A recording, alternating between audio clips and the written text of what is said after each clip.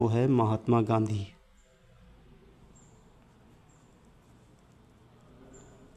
महात्मा गांधी, ये हमने आज टॉपिक इसके लिए लिया है।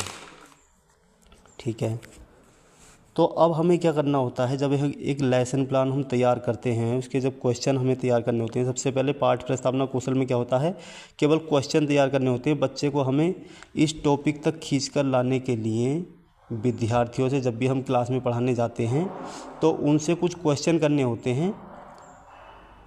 उन क्वेश्चन के ज़रिए हम महात्मा गांधी तक बच्चे के ज्ञान को लेकर आते हैं। हम जानना चाहते हैं कि महात्मा गांधी के विषय में बच्चा पूर्व जानकारी क्या रखता है। तो जैसे कि हम यहाँ देखते हैं, हम डायरेक्टली महात्मा गांधी का क्वेश्चन ना करके हम क्या करेंगे, पहले पूछेंगे बच्चों हमारा देश कब आज़ाद हुआ। अच्छा, उससे पहले एक चीज़ और आपके लिए सीखने की ये है कि ये फॉर्मेट किस तरह से तैयार किया गया है, थोड़ा ये भी आपको बताना ज़रूरी है। जैसे कि यहाँ पर आप देख रहे हैं, ये बिल्कुल प्लेन साइड दिखाई दे रही है आपको। तो यहाँ पर हमने क्या किया है, यहाँ पर यहाँ एक स्केल लिया हमने, ऐसे करके ये एक कॉलम बना लिया सीधा। यहाँ लिख लेते हैं हम शिक्षण बिंदु। ठीक है, इधर लिख देते हैं छात्र अध्यापक या छात्र अध्यापिका, आप जो भी हैं, क्रियाएं, पुपिल टीचर एक्टिविटी। यहाँ पर छात्र छात्रा क्रियाएं आ जाएंगी, यानी कि स्टूडेंट एक्टिविटी। और यहाँ शिक्षण कौशल के घटक ये लिख लेते हैं। फिर उसके बाद एक लाइन हम ऐसे ड्रॉ कर देते हैं, एक लाइन हमने यहाँ से ड्रॉ की है, फिर एक लाइन हमने इधर से ड्रॉ की है। फिर यहाँ देखिए शिक्षण कौशल के घटक वाला जो कॉलम है, यहाँ लिखा हुआ है शिक्षण कौशल के सभी घटकों का प्रयोग किया गया। इस प्रकार से आप लोगों ने भी लिख लेना है। फिर अब आ जाते हैं यहाँ पर हम प्रश्न नंबर 1।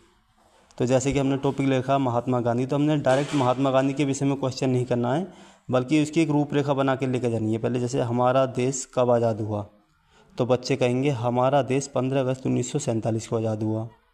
ठीक है, फिर इधर आप दूसरा क्वेश्चन करेंगे, उसी में से एक शब्द उठाते हुए, आज़ादी से पूर्व हमारे देश पर किसका शासन था। बच्चे कहेंगे आज़ादी से पूर्व हमारे देश पर अंग्रेज़ों का शासन था। ठीक है, फिर यहीं से हम अगला शब्द लेंगे, आज़ादी की लड़ाई में किन किन महापुरुषों ने योगदान दिया। तो बच्चे कहेंगे आज़ादी की लड़ाई में सुभाष चंद्र बोस, महात्मा गांधी, भगत सिंह आदि ने योगदान दिया। अब यहाँ देखिए महात्मा गांधी जो हमने टॉपिक लिया है यहाँ पर, वो यहाँ पर आ गया है निकल के हमारा। अब इसको हम रख लेंगे अपने क्वेश्चन में, महात्मा गांधी के विषय में आप और क्या जानते हैं। तो इस क्वेश्चन पर बच्चे क्या करते हैं, आकर अटक जाते हैं, वहाँ लिख दिया जाता है समस्यात्मक प्रश्न। अब ये प्लान आपका तैयार हो गया है। अब जब ये चारों क्वेश्चन आप कर लेते हैं, माइक्रो टीचिंग में क्या होता है, 4 क्वेश्चन ही बनाने काफ़ी रहते हैं, क्योंकि ज़्यादा क्वेश्चन बनाएंगे तो फिर आपकी ये जो टाइम अवधि हमने 5 से 10 मिनट लिखी है, तो फिर ये ज़्यादा इंक्रीज़ होती जाएगी, तो फिर प्लान सही नहीं रहेगा। और ज़्यादा क्वेश्चन हो जाते हैं फिर आपको भूलने का भी खतरा रहता है, क्योंकि आपको ये सब बच्चों के सामने बोलने भी तो हैं ये क्वेश्चन। चलिए, उसके बाद जब क्वेश्चन आंसर आपने कर लिया, फिर आप ये उद्देश्य कथन का यहाँ पर हेडिंग डालते हैं नीचे और लिखते हैं विद्यार्थियों आज हम महात्मा गांधी के विषय में विस्तार पूर्वक अध्ययन करेंगे।